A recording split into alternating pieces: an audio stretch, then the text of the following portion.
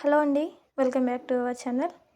ఈరోజు మన వీడియో వచ్చేసి క్యాప్సికమ్ మసాలా కర్రీ చాలా ఈజీగా, టేస్టీగా, గ్రేవీగా ఎలా చేసుకుందామో చూసేద్దాము. టేస్ట్ అయితే చాలా బాగుంటుంది. సింపుల్గా 10 మినిట్స్లో ఎలా చేసుకుందామో చూసేద్దాం. దానికోసం ముందుగా నేను క్యాప్సికమ్ అనేవి తీసుకొని ఫ్రెష్గా కడిగి సన్నగా కట్ చేసుకొని తీసుకున్నాను. ఉల్లిపాయలు, టమాటాలు, క్యాప్సికమ్ ఒక ప్లేట్లో పెట్టి పక్కన పెట్టేసుకున్నాను. తర్వాత స్టవ్ ఆన్ చేసుకొని ఒక ప్యాన్ తీసుకొని దాంట్లోకి పల్లీలు ఒక గుప్పెడు తీసుకొని అవి మొత్తం వేయించాలి. తర్వాత అవి కొద్దిగా వేగిన తర్వాత దీంట్లోకి కొద్దిగా జీలకర్ర వేసుకొని ఇవి కొంచెం చిట్పట్ అని వేగిన తర్వాత మిక్సీ గిన్నెలో వేసుకొని పక్కన పెట్టేసుకోవాలి.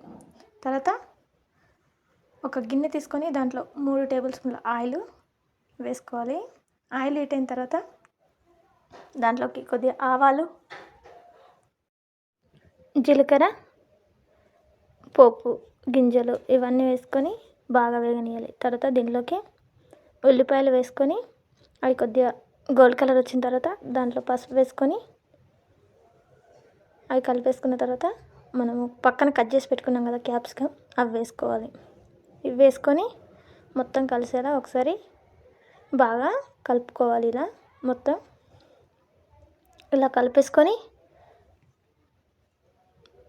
మూత పెట్టేసుకొని ఒక 2 మినిట్స్ 5 మినిట్స్ అట్లా వదిలేయాలి. అంతలోపు నేను ఇక్కడ మిక్సీ పట్టేసుకుంటున్నాను. ఈ పల్లీలు, జీలకర్ర దీనిలోకి ఒక 2 టమాటాలు తీసుకున్నాను. దీనిలోనే 4-5 వెల్లుల్లిపాయలు వేసుకొని మిక్సీ పట్టి ఇలా పేస్ట్లా చేసుకొని తీసేసుకున్నాను. తర్వాత ఇలా చూడండి, ఇలా మొత్తం కొంచెం కలర్ చేంజ్ అయిపోతుంది. ఈ క్యాప్సికము ఇలా ఆయిల్ అనేది సపరేట్ అవుతుంది.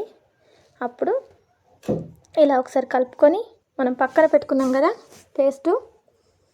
ఈ పేస్ట్ దీంట్లోకి వేసుకోవాలి. ఇలా పేస్ట్ వేసుకొని మొత్తం కలిసేటట్లు బాగా కలుపుకోవాలి. ఇలా మొత్తం కలిసేలా ఇలా కలిసిన తర్వాత మళ్ళీ మూత పెట్టేసుకొని ఒక 2 మినిట్స్ అట్లా వదిలేయాలి. తర్వాత ఈ పేస్ట్ నుండి ఇలా ఆయిల్ అనేది సపరేట్ అవుతుంది దీంట్లో. అప్పుడు మూత తీసుకొని దీంట్లోకి రుచికి సరిపడా ఉప్పు, రుచికి సరిపడా కారం వేసుకొని ఒకసారి మొత్తం కలిసేటట్లు మళ్ళీ కలిపేసుకోవాలి. ఇలా కలిపేసుకొని మళ్ళీ ఒక 2 మినిట్స్ అట్లా మూత పెట్టేసుకొని దీంట్లోకి కొద్దిగా వాటర్ అనేది యాడ్ చేసుకోవాలి. మరీ ఎక్కువ అవసరం లేదు, కొద్దిగా లైట్గా వాటర్ వేసుకొని కర్రీ మొత్తం ఉడకనివ్వాలి. ఇలా ఉడికిన తర్వాత మధ్యలో మూత తీసి దీంట్లో కొద్దిగా లైట్గా ధనియాల పొడి వేసుకొని మళ్ళీ మూత పెట్టేసుకోవాలి. తర్వాత ఈ గ్రేవీ మొత్తం దగ్గరకు వచ్చి చిక్కబడుతుంది. అప్పుడు పైనుండి కొత్తిమీర వేసుకుంటే super tasty capsicum masala curry ready. Taste అయితే చాలా బాగుంటుంది. ఎవరైనా ఇష్టంగా తింటారు. ఒకసారి ట్రై చేయండి. ఎవరైనా ట్రై చేశారా కామెంట్ చేయండి. వీడియో నచ్చితే ఒక లైక్ చేయండి. అలాగే సబ్స్క్రైబ్ చేసుకోండి. ఎలా ఉందో కామెంట్ చేయండి.